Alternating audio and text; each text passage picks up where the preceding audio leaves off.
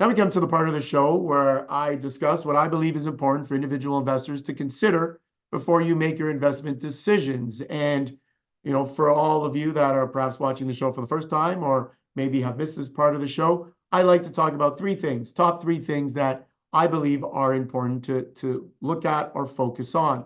The first, navigating mixed messages by the Federal Reserve with respect to rate cuts. We've heard a lot of mixed messages. There are a lot of Fed officials that come out and speak to the media on a regular basis. Some are saying, well, we still believe we could see a cut depending on the data. Some are saying we may not see a cut at all. And some have even alluded to the idea that maybe the next move is actually a rate increase. So a lot of mixed messaging. We'll speak about that and the importance, obviously, on the stock market.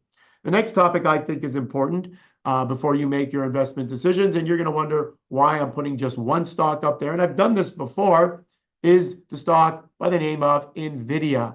Why do I put Nvidia up there? Because it has been and still is the main driver of technology, big cap tech, and as we know, as goes tech for the last year and a half or so, goes the rest of the S&P 500, being the largest component of the S&P 500, but goes pretty much all of the North American markets as well.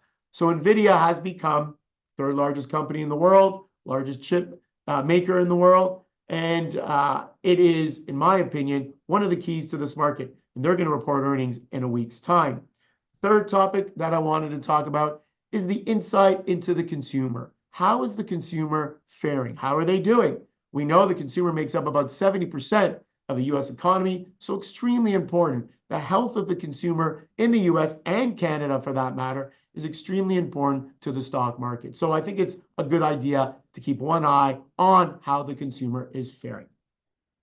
So let's move on and talk about our first topic, navigating all these mixed messages by the Federal Reserve. And as I said, we've heard from many Fed officials talking about how they see things playing out going forward.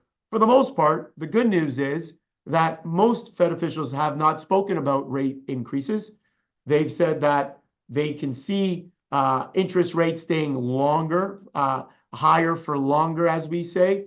So that seems to be a constant for most Fed officials. Jerome Powell, head of the Federal Reserve, has also said recently that he sees interest rates staying longer for higher for longer, but not seeing that or not thinking about raising interest rates, even though inflation has remained stubbornly high, much higher than he thought it would be at this point in time.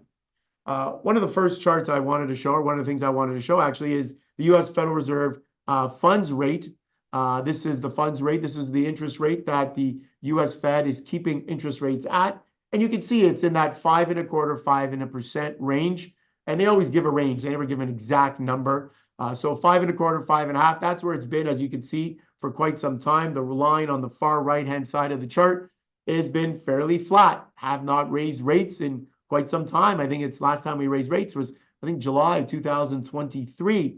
So we've been steady for quite some time. And right now, at least, the good news is U.S. Fed is not planning to raise rates. And I think the fact that they're not planning to raise when they announced, when Jerome Powell made that announcement, the head of the Federal Reserve, markets actually liked that and actually went higher, even though he didn't say anything about cutting rates and when that will happen.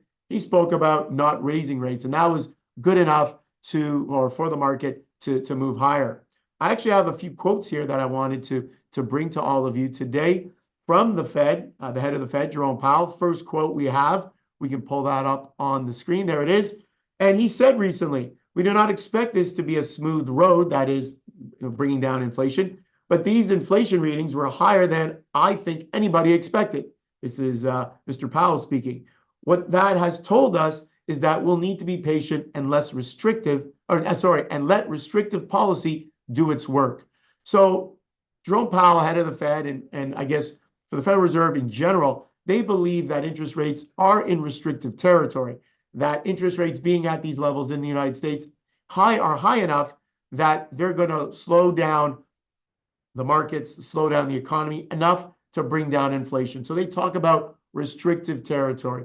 We also at times talk about neutral. At some point, the Fed will bring down interest rates into that quote unquote neutral territory, whatever that means or whatever that rate is, perhaps 3-4%, where you're not restrictive, but you're not promoting or becoming stimulative to the economy. So right now, the Fed believes they're in restrictive mode or restrictive territory. Eventually, they will go to neutral mode. And if the economy should falter, they may cut even further to be stimulative to the economy once again. I have another couple of quotes here, again, from the Federal Reserve, Jerome Powell. And here it is. He said recently, I don't think that it's likely, based on the data we have, that the next move that we will make would be a rate hike. I think it's more likely that we'll be at a place where we hold the policy rate where it is. Is inflation going to be more persistent going forward? I don't think we know that yet. I think we need to know more than a quarter's worth of data to really make a judgment on that. So this is the head of the Fed and Jerome Powell, and he main message here that he doesn't see rate hikes coming anytime soon. So mixed messaging, because we did hear some Fed officials talk about a possible next move being a rate hike. We have heard some economists saying that inflation is going in the wrong direction, that they may need to hike before they lower at some point down the road. So again, a lot of mixed messaging. However, for the most part, and here we have a quote from the Kansas City Federal Reserve chairman, or head of the Kansas City Fed, and Jeffrey Schmidt. And he says, over time, I expect inflation to ease back towards the Fed's 2% objective. I am prepared to be patient as this process plays out. However, nothing is certain, and continued vigilance and flexibility are necessary. So overall, I think the Fed, even though we've seen or heard some mixed messaging out of some Fed officials, the talk or the message out of the Federal Reserve is still unanimous, and they're still saying that they believe that they will stay at these rates. They believe these rates are restrictive, and that eventually we will see inflation head down to that 2% target. Is a 2% target a realistic target? Well, I think many people have argued that point. You've heard what I've said before. I don't think it is.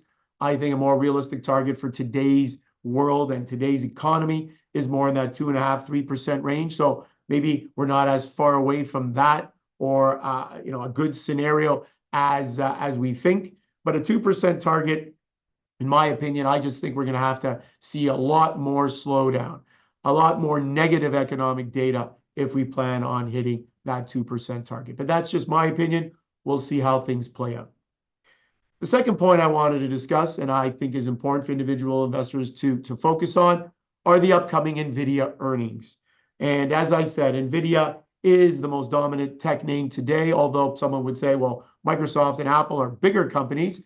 I would say yes, but Nvidia is clearly driving the bus at this point. Artificial intelligence is the one area. It's a big area, an up-and-coming area, an area of the markets and the economy that we're all talking about. Artificial intelligence is really driving the market higher. And the main company that designs the chips to power artificial intelligence is Nvidia. And next week, if Nvidia tells us that things are great, that business is great and continues to grow at a rapid pace, I think that's going to be a win-win for the stock market, because Nvidia will go higher, other chip stocks will go higher. We know the chip stock area is a big component of tech stocks. Tech, largest component of the S&P 500. All these things go higher, the S&P will go higher, and that will take up the Dow, the Toronto Stock Exchange, the NASDAQ, all the other North American indices, and indices around the world as well, in my opinion.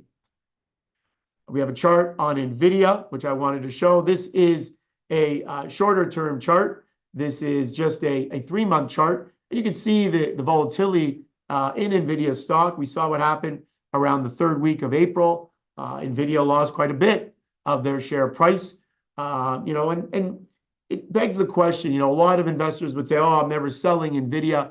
It's a name that, I'm gonna stick with, be married to perhaps over the long term. And that strategy obviously has worked out in the last few years, but I think you need to always keep an open mind. I think you can never go wrong taking a profit. I'm not saying you got to sell out of the name in total, but if you're someone sitting on a big gain in Nvidia shares, perhaps you take some profit off the table and move it elsewhere.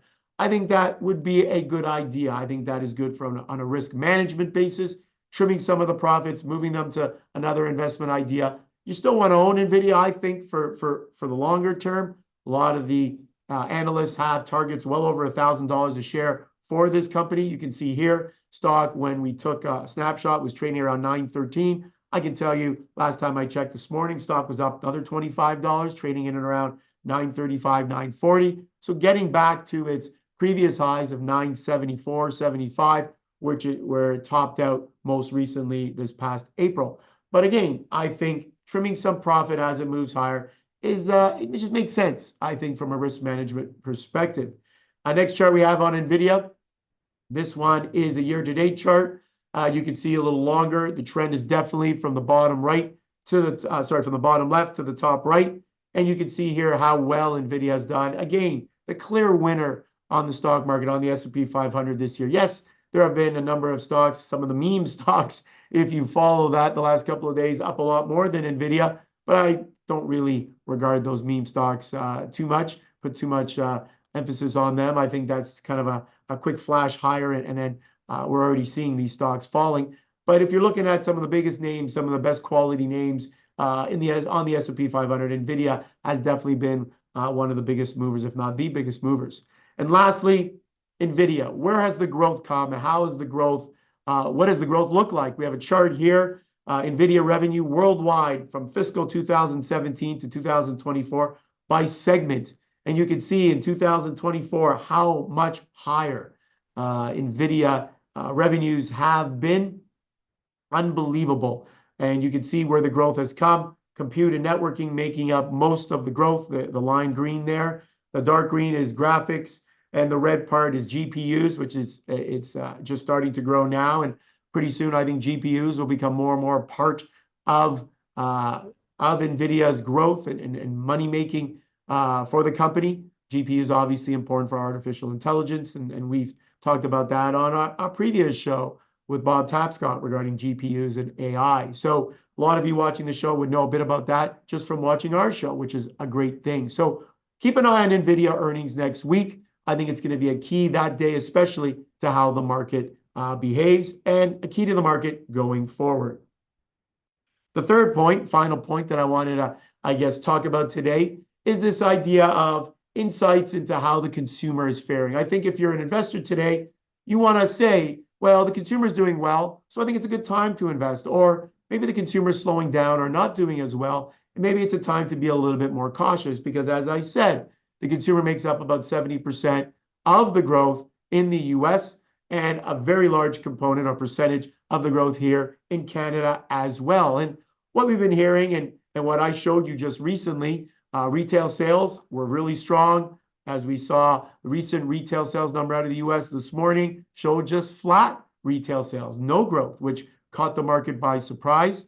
Again, bad news, but one that the market actually didn't mind to see, because hopefully it'll bring down inflation. But we've been hearing from a number of companies in a bunch of different areas. First company that we have a chart of is Starbucks. And yes, Starbucks has a lot of problems, not just in North America, but in China. They've seen growth slowing down in China because China growth in general slowed for quite some time, although it has started to pick back up again.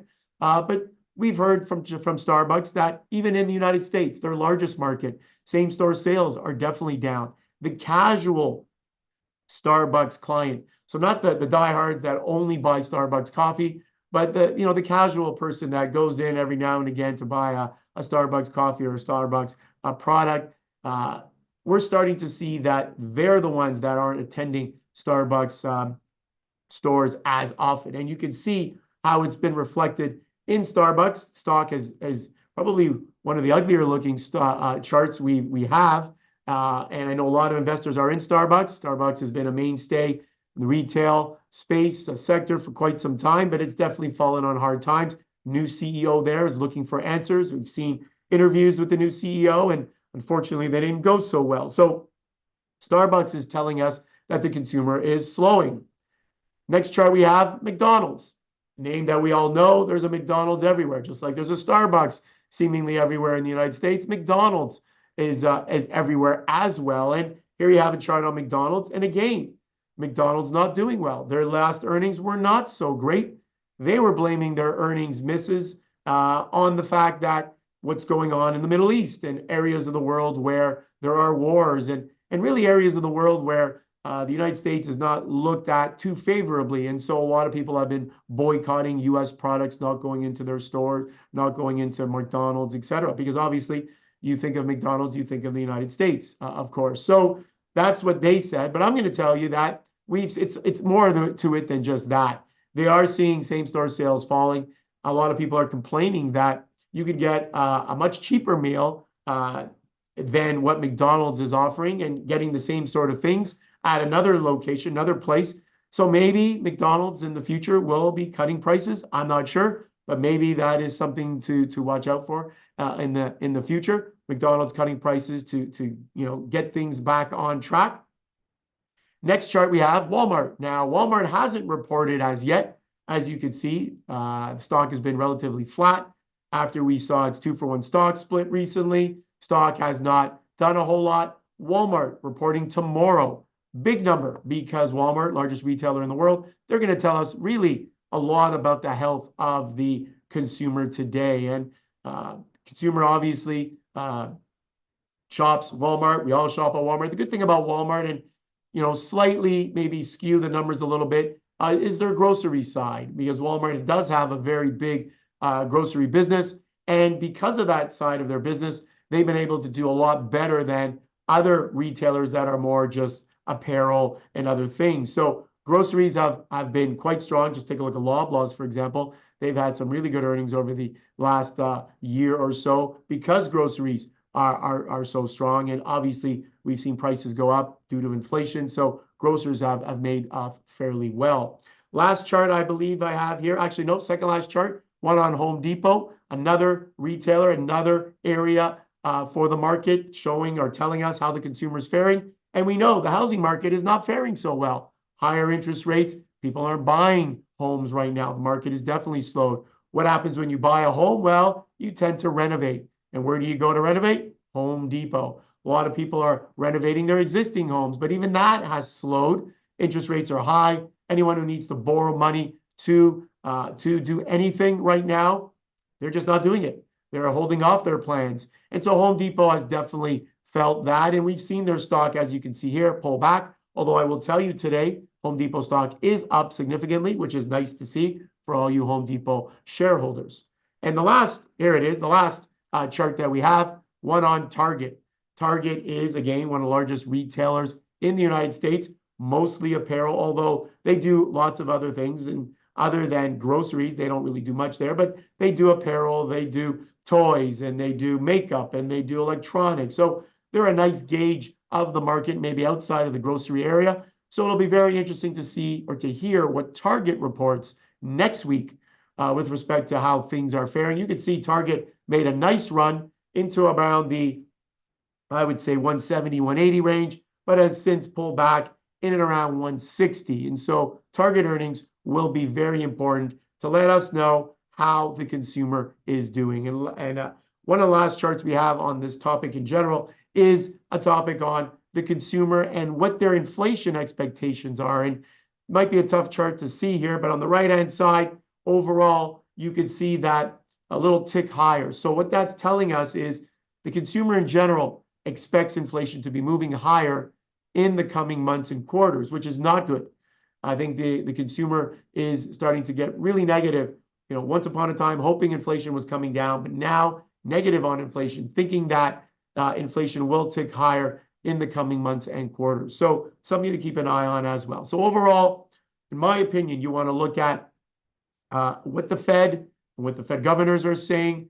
Obviously, we have mixed messages out of the Fed with respect to when that first rate cut, timing of that first rate cut, when it's going to be. You want to look at Nvidia next week, and you want to take a look at all these retailers, what they're reporting, what they're saying, what their CEOs are saying. You want to take a look at the consumer in general, how they're faring, and what their expectations are going forward before you make your investment decisions.